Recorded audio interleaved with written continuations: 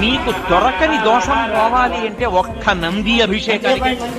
అది ఎప్పుడో తెలుసా, ఎప్పుడు పడితే అప్పుడు చేయడానికి లేదు. త్రయోదశి నాటి సాయంకాలం శివాలయంలో శివలింగానికి పొద్దున్న అభిషేకం అయిపోతుంది కాబట్టి అలంకారం చేసేసి నంది మూర్తి అంతటినీ కడిగి అలంకారం చేసి చందనం కొట్టి బొట్టు పెట్టి నందీశ్వరుడికి శివలింగానికి ఏకకాలంలో హారతిత్తితే సమస్త దోషములు ఉపశాంతి పొందుతాయి.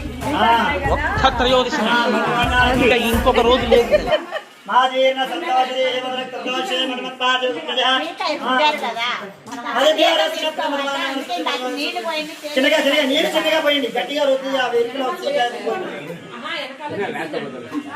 నీళ్లు చిన్నగా పోసి మరింత వాసన కాకుండా